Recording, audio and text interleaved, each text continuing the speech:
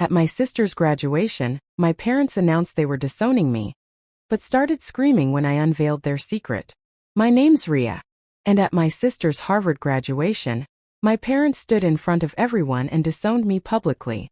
No warning, no explanation, just a smile for her and silence for me. They left my name off the invitations, off the program, off the family. But what they didn't know was that I had already uncovered their secrets. Stolen inheritance, forged documents, a house sold behind my back. And in the end, they weren't the ones who exposed me. I exposed them. Before we dive in, where are you listening from? And what time is it for you right now? Drop a comment below. I read everyone. I arrived early. Not because I was excited, just because I wanted to see if they'd done it. If they really had the audacity to make it official. The sun was already beating down on Harvard Yard, all proud and golden, like it was congratulating everyone except me. Students in caps and gowns buzzed like bees around the campus gates. Parents clutched roses, gift bags, glossy programs. I held nothing, just my breath. When I spotted my parents near the reserved seating, I walked slower. My mother, Helena, wore a pale blue suit and her usual hard smile. My father, Marcus, had his blazer folded over his arm, one hand on his phone, one foot impatiently tapping the grass. Vivian stood between them, glowing in her robe, sash, and layered honor cords.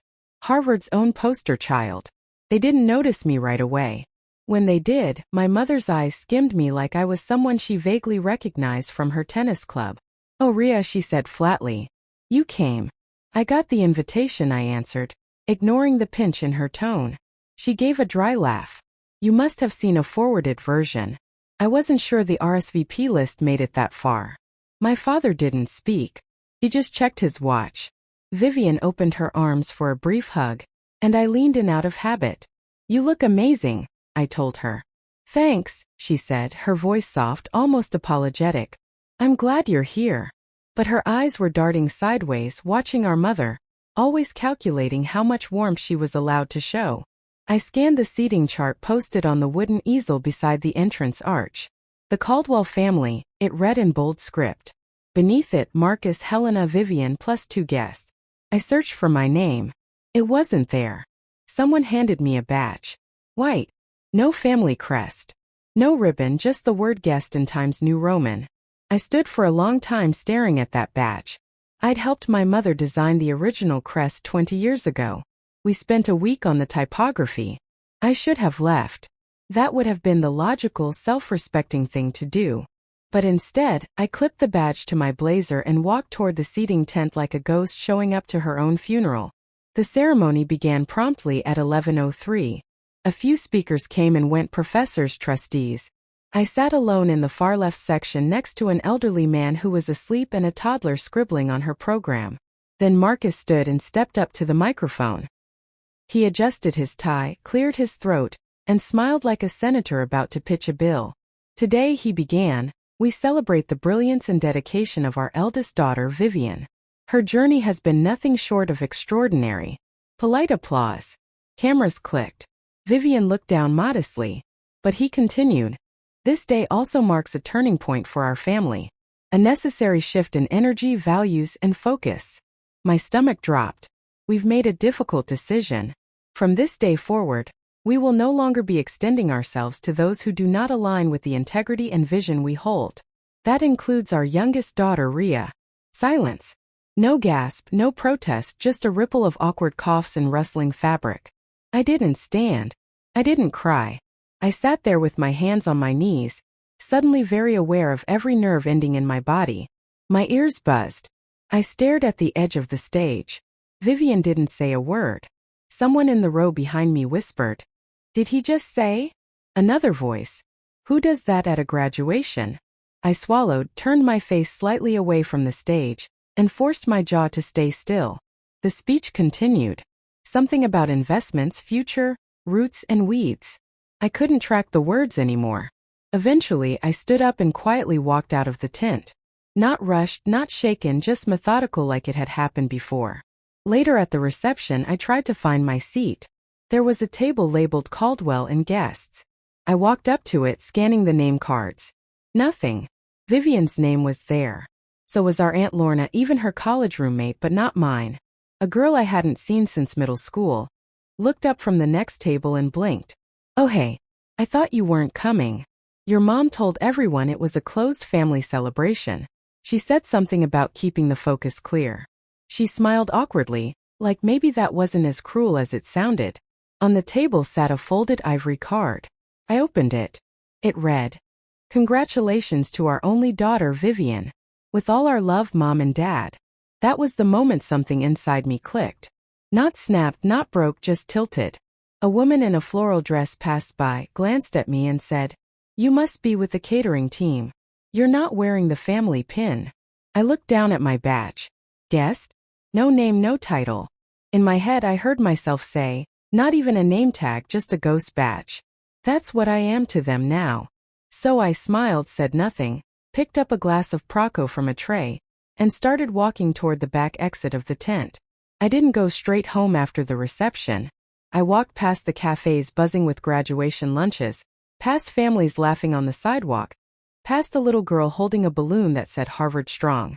It wasn't until the sun dipped behind the red brick skyline that I finally boarded the T and let the city carry me back to my small apartment in Somerville. I climbed the stairs slowly, peeled off my shoes by the door and stood still for a moment. The silence in my place was familiar, like a worn sweater I never had the heart to throw away. I tossed the graduation program on the kitchen counter, but it didn't land the way I expected. Its pages fluttered open and my eyes landed on a photo from the ceremony. My parents with Vivian, all three smiling.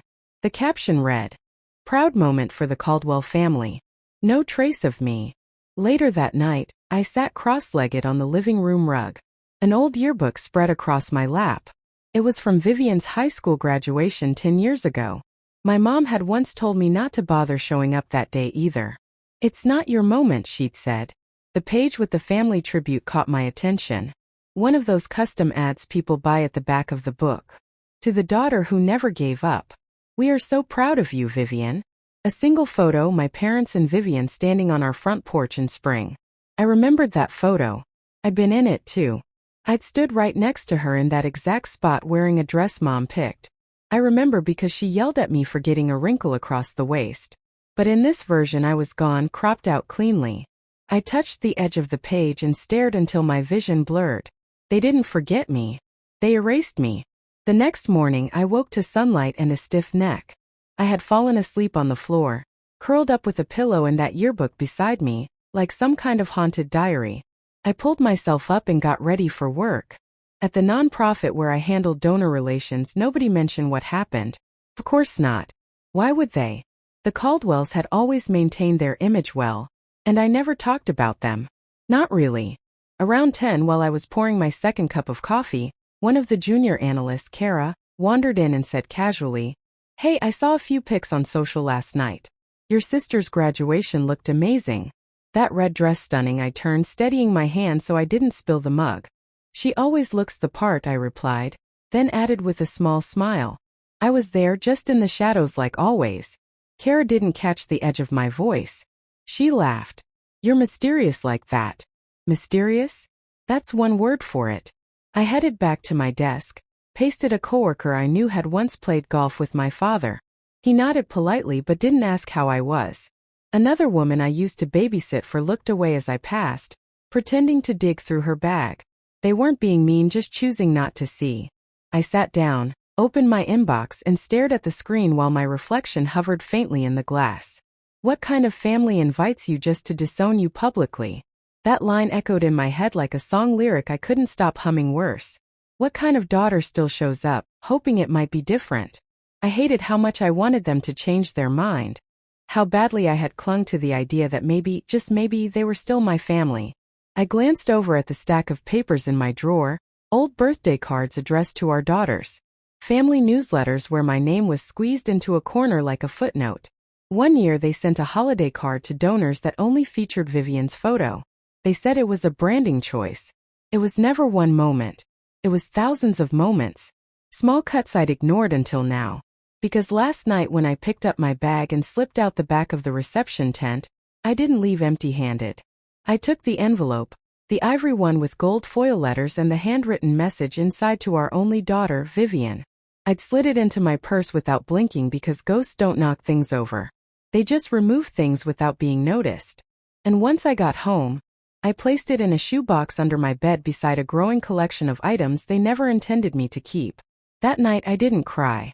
I got quiet and then I started digging. The rain started just after midnight. Quiet at first, tapping softly against the kitchen window like someone too polite to knock.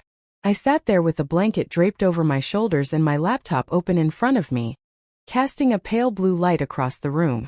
I hadn't moved in hours. I had decided to stop crying, and so I didn't. I clicked through folders I hadn't opened in years. There was still a shared drive linked to my personal email left over from when I used to do part-time accounting for the family foundation. They'd never revoked access. I was the one who set it up. Typical of them, really. They like to erase people with words, not technology. I scanned through documents aimlessly at first. Old tax files, donation receipts, board meeting notes. But then something flagged in my brain. A folder labeled Holdings Updated. Inside it, a PDF file. Transfer Authorization Seaside Property Final. I clicked and there it was. My name, my full legal name, typed above a signature that looked almost like mine but not quite. The S was flatter, the loop on the ill too wide. It was a bad copy and it had been notarized. I stared at the name of the notary public in the margin. Taryn Caldwell, my cousin, of course. I grabbed a file from my drawer, an old lease agreement with my real signature on it, and compared the two side by side. No match, not even close. It hit me then. What they'd done wasn't just betrayal. It was criminal. They didn't just cut me out of a speech.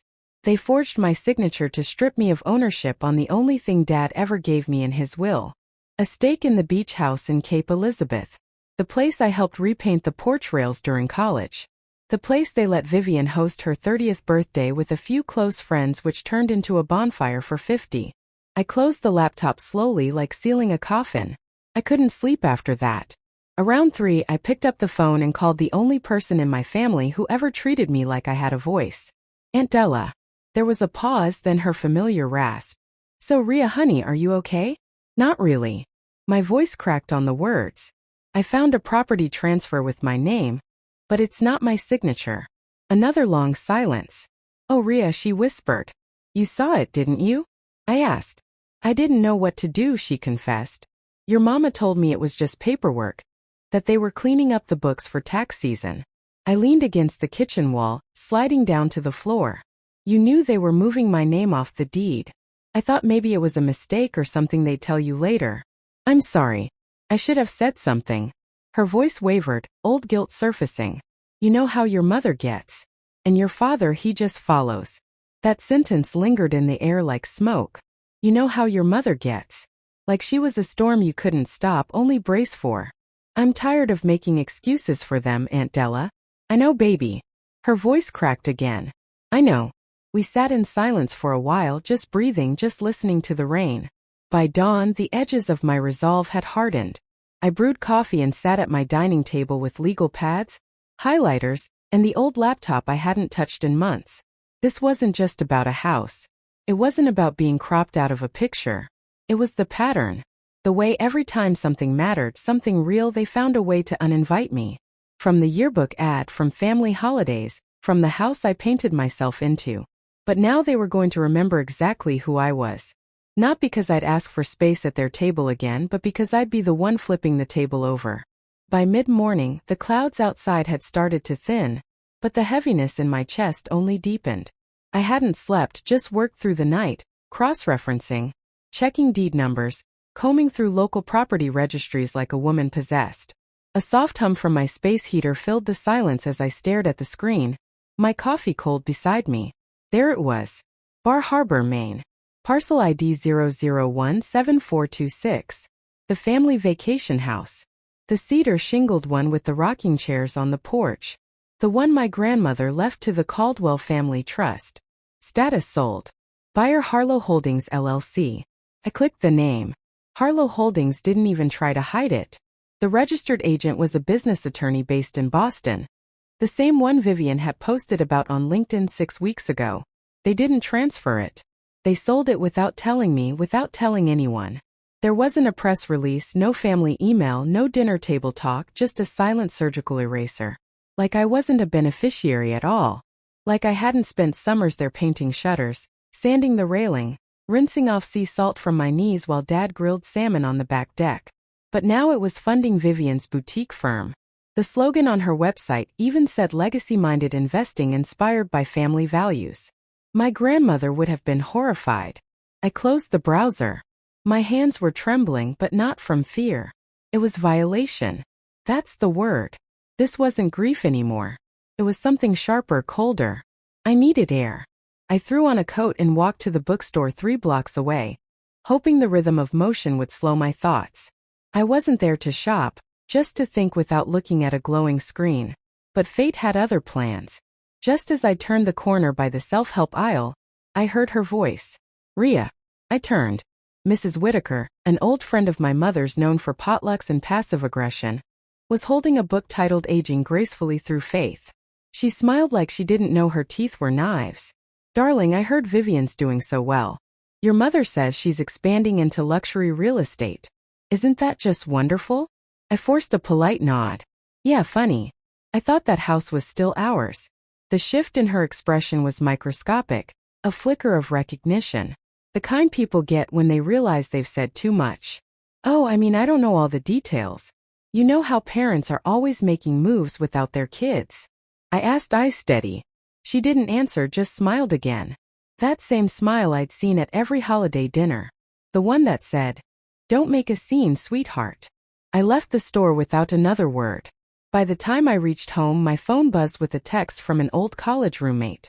Someone who had no idea what was going on. Heard your folks sold the summer house. Vivian's killing it. Jealous of her life right now. Jealous? That word sat on my tongue like vinegar. People envied her because they didn't know the cost of her shine. The silence of everyone she'd stepped over to get it. This wasn't just about business. It was abandonment in 1,000 quiet, well-dressed ways. It was family photos where you've been photoshopped out. It was a legacy where your name doesn't echo anywhere. So, I did the only thing that made sense. I changed clothes, printed the deed documents, and packed my bag. Because some answers aren't found online. Some are behind frosted office doors and receptionist smiles. And I knew exactly where to start. I parked across the street from my mother's office and stared at the tinted glass windows of the Caldwell Foundation like they were eyes watching me back. The last time I stood here, I was 16 and holding a printed version of my scholarship essay. Mom told me to come in quietly, not to embarrass her in front of the board. I remembered the dress I wore, navy blue, too tight in the shoulders because we couldn't afford another. She said if I smiled and stood still, maybe they'd consider me for the summer program. I stood still. I smiled. They picked Vivian's friend instead. Now, almost 15 years later, I wasn't here to impress anyone. I walked in without calling. The front desk girl, maybe an intern, gave me a polite but hesitant smile, the kind you reserve for people who might cause a scene. She asked if I had an appointment. I didn't bother answering. My heels tapped steadily down the hall. Helena Caldwell didn't flinch when I entered her office. She looked up from her screen, not surprised at all. Rhea, she said smoothly, like we just had brunch the day before. I'd like a few minutes. She motioned to the leather chair across from her desk. I stayed standing. Her office hadn't changed. Same white orchids, same award plaques, same framed headline. Mother, philanthropist, visionary, all perfectly arranged. I half expected her to straighten the headline before we spoke. I regret that you felt hurt, she began, hands folded. But we did what was best for the family's image. There it was, the apology that wasn't. You don't regret the decision, I replied, my voice steady. You regret how it looked. She exhaled gently through her nose as if I were being dramatic. You're still welcome at events, just as a guest, not as a face of the Caldwell legacy. I hope you understand. It's about cohesion, simplicity. I tilted my head. You mean control. Her lips twitched. We can't have every branch growing in a different direction. People notice. I hope they do, I said. Because I'm not bending back into shape just to fit your narrative. She didn't respond. She didn't need to. I already knew where she stood. Always behind Vivian, in front of a camera, beside Dad when it made sense. That evening I attended the gala. I'd RSVP'd 6 months ago, before the disowning, before the eraser, when I still believed I had a seat in their world. I wore a simple black dress, nothing flashy, but the name tag clipped to my coat said R, not Caldwell, not family. The ballroom buzzed with donors and well-dressed alumni. I kept to the edges, scanning faces. I didn't expect warmth, but I wasn't prepared for how invisible I'd become. Small talk floated past me like perfume. Midway through dinner, a waiter handed out champagne. My father raised his glass. To our only daughter, Vivian, whose brilliance continues to guide this family forward. I froze. A few heads turned toward me, then quickly looked away. My hand tightened around the stem of my glass. Even Vivian blinked, clearly unsettled, but she didn't correct him. She just smiled and clinked her glass with the nearest donor. It didn't matter if she agreed. Silence served her just as well. I didn't raise my glass. I didn't speak. But something cracked deep inside, clean and final. This wasn't a misunderstanding. This was exile, polished and gift-wrapped. I left quietly before dessert. No one stopped me. No one even noticed. I walked 2 blocks before calling a rideshare. As I sat in the back seat, the city lights blurred past.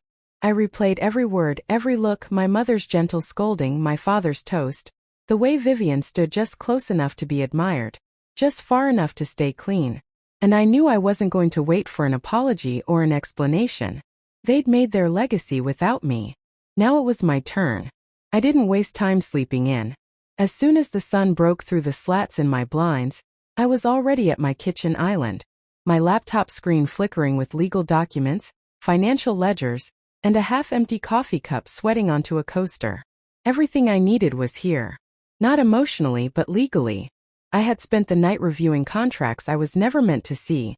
Thanks to a shared cloud folder, they forgot to revoke my access from. I cross-referenced email threads, matched signatures, pulled metadata off PDFs. The trail wasn't obvious, but it was there. A real estate transaction that rerouted an inheritance. Trust disbursements that quietly bypassed me. A marketing memo listing the family image with only Vivian's name and face.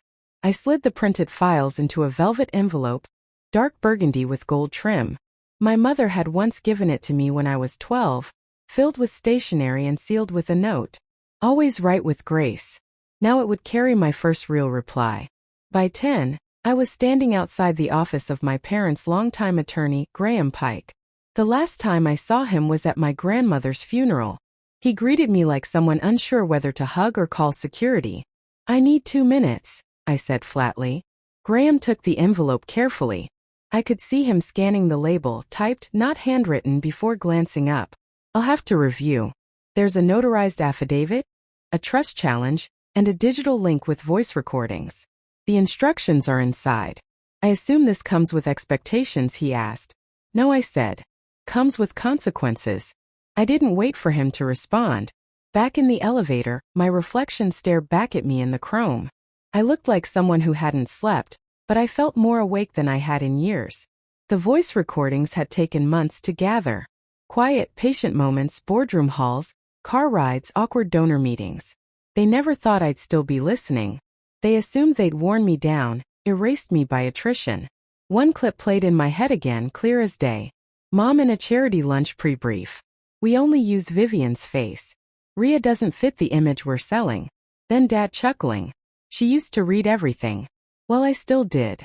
Back at home, I finally sat down. Not at the table, on the floor. I stared at the old family photo still framed near my bookshelf. It was from before Vivian's high school graduation, before the edits. I'd kept it, knowing they'd someday pretend it didn't exist. Felt strange to not feel rage. Not in this moment. Not because I'd forgiven them, but because I'd made my move. I didn't send the envelope with malice. I sent it like you send a receipt. Just proof of transaction, proof that I existed, that I saw what they did, that I knew. I called my lawyer that night. "I don't want revenge," I told him. "But I won't let them use my silence as consent. If they're going to erase me, I want the record to show who held the pen." He was quiet for a beat, then said, "Then it starts now." The next morning, I opened my laptop to check the news, just out of habit. But before I even got the chance to send anything, my inbox was already exploding. I hadn't even made coffee yet when the messages started buzzing. For missed calls, 2 from blocked numbers, 1 from a reporter in D.C. I ignored them all. Instead, I tapped the screen and opened my browser. Front page. There it was, plastered across the homepage of a national nonprofit watchdog site. Luxury charity. Anonymous sources question integrity at the Caldwell Foundation. My throat clenched before I even read the subheader. It was real. The article didn't name me, but it didn't have to. It referenced board documents, internal memos, and direct quotes from emails I knew intimately because I had printed them, read them, cried over them. The public didn't know it was me who found them, but the foundation certainly would. They'd always bragged about being in control of their own narrative. Now the story had slipped through their fingers, and for once I wasn't the one left out. The story moved fast. By lunch, donors were making quiet exits. 2 gala events were postponed indefinitely. Comments flooded in. Nepotism at its finest. Where did the money go? This is what happens when you erase people for image. And still I hadn't said a word. I scrolled down to a section titled Former Stakeholders Silenced and saw a screenshot of an email chain from 3 years ago. My name wasn't in the message, but it referenced the youngest Caldwell and her unnecessary complications when reviewing board decisions. I could practically hear my mother's tone between the lines. And then came the kicker. Someone had leaked the audio. It wasn't the full library of recordings I had submitted to our lawyer. Just one. The one where Helena, in a room full of donors, said, "We only use Vivian's face in marketing. The other one doesn't photograph well with our narrative." Followed by my father's voice. "We need to be careful what Rhea finds. She used to read everything. The internet did what it always does. It dissected every syllable. And for once I didn't feel ashamed. I felt seen. That afternoon, I left the apartment to clear my head. At the corner deli, the cashier gave me a polite smile, but didn't say anything. On my walk home, I passed a bus stop where someone was scrolling the article on their phone. I didn't linger. When I got back, there was an email waiting from a PR firm, one I recognized from the Foundation's press kits. "We're preparing a unifying statement and would love to include a quote from you, Rhea. Your voice matters." No subject line, no personal greeting, just an empty attempt to rope me back in for optics. I didn't reply. That night, while half the family scrambled for damage control, Helena announced a family unity luncheon at her favorite club in Beacon Hill. From what I gathered, 2 board members showed up out of obligation. Vivian never arrived. I could almost hear my mother's voice cracking under forced grace. "We're focusing on healing and moving forward." Translation: "We're losing control and need to patch the boat before it sinks." But it was too late. Donors were asking questions about Bar Harbor, about the trust, about the forged signature. They weren't angry. They were done. At 10 p.m., I refreshed the news site again. A new photo had been added to the article. My mother exiting the Foundation's building in her tailored blazer. But her lapel pin, the gold graduation crest she always wore, was missing. That tiny gleaming symbol I once would have given anything to earn. Now I sat alone in my apartment, cross-legged on the couch, laptop on my knees. The shadows were long, the air was still, and for the first time in years I felt light. I didn't have her pin. I had something better. The truth. The courtroom wasn't grand. No ornate woodwork, no dramatic lighting like in the movies. Just rows of tired benches, fluorescent buzz, and the dry scent of old carpet. But for me, this room might as well have been a coliseum. Philip adjusted his tie beside me, tapping the edge of the folder on the table. Across from us, my mother sat with arms crossed, expression unreadable. My father stared at the floor and Vivian scrolled through her phone like it was a dentist appointment. The judge, a woman in her 50s with tired eyes and an unforgiving tone, called the hearing to order. I'd filed the petition quietly 2 weeks ago, knowing full well they'd think it was a bluff, a scare tactic. They were wrong. Philip stood. "Your Honor, we request that Exhibits A through E be admitted into the hearing record." No one objected, he continued, his voice steady. "Included in these exhibits are financial records regarding the Bar Harbor property, notarized evidence of signature fraud, and recordings relevant to exclusionary behavior surrounding the Caldwell Foundation's trust decisions." A rustle passed through the courtroom, but it wasn't until Exhibit D, Grandmother Evelyn's will, that the silence fractured. "The court will note," Philip said, placing a certified copy on the judge's bench, This version predates the one currently in use. It names Rhea Caldwell as the primary beneficiary of the Bar Harbor estate and any future inheritance from the Caldwell Trust. Vivian's hand froze mid-scroll. My mother's head snapped toward me. My father's voice came out thin and shaky. That version was never supposed to be. The judge raised a hand. Was it notarized and properly witnessed? Philip didn't miss a beat. Yes, ma'am. By the same legal team that handled the original estate division. They were replaced shortly after this document was filed. Marcus tried again. But we never meant for that to be the final. The judge cut him off. Intentions aren't law, Mr. Caldwell. Documents are. Vivian leaned in toward our mother, whispering furiously. Helena didn't respond. Her face had gone stiff, but there was a flicker in her eye. Panic maybe, or worse, recognition. She had known this moment might come. I didn't look at her. I looked forward. Philip went on to play the recording from the donor prep meeting. We only use Vivian's face in marketing. The other one doesn't photograph well with our narrative. My mother's voice echoed through the speakers, then my father's. We need to be careful what Rhea finds. She used to read everything. The room was so still I could hear someone's pin drop 2 rows behind me. Helena stood, almost hissing. You ungrateful girl. You waited all this time just to destroy us. I stood too, my voice calm. I waited so I wouldn't destroy myself in the process. No one moved for a full 5 seconds. Then the judge cleared her throat and ruled.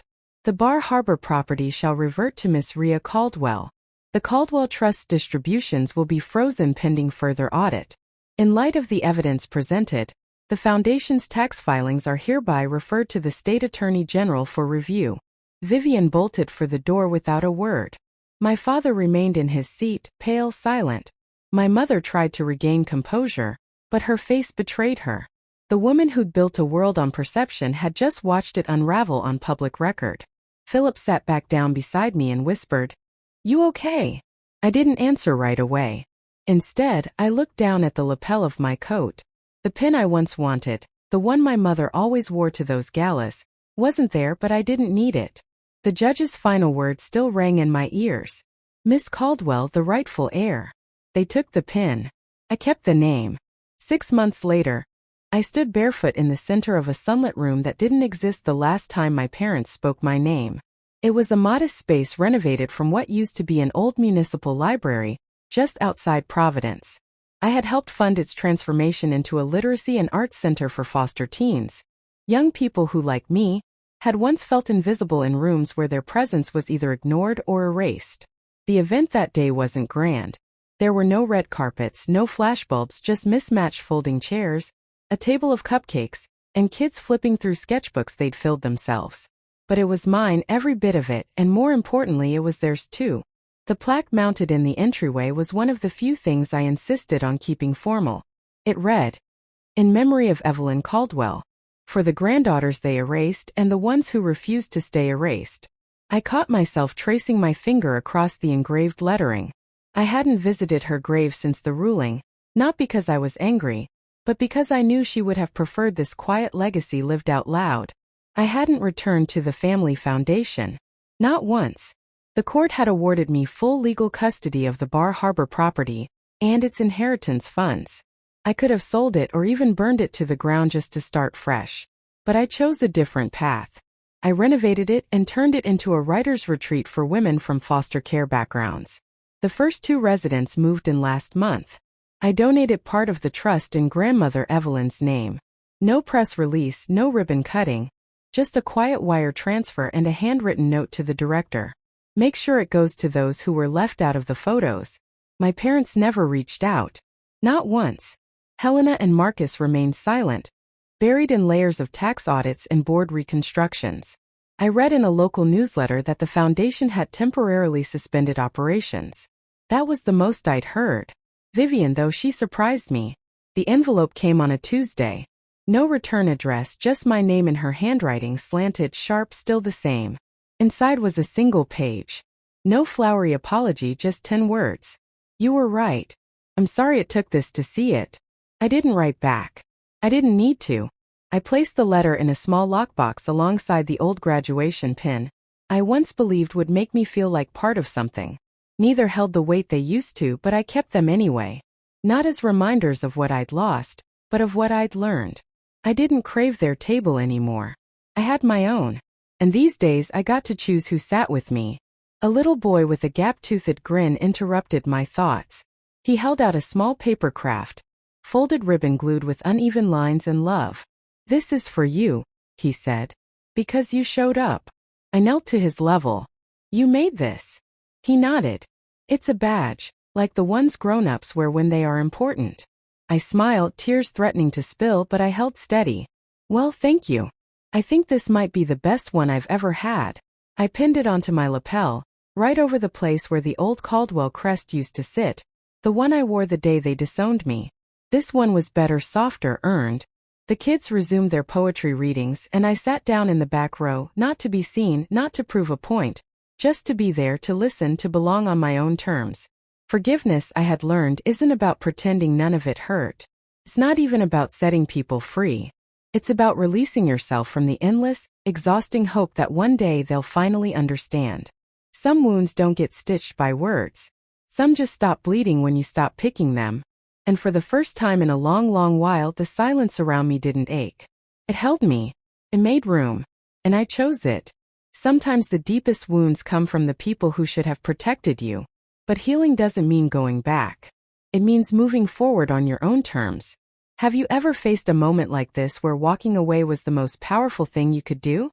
Share your story in the comments. I read everyone. And if you want more real, powerful family drama, don't forget to subscribe. More stories like this are coming.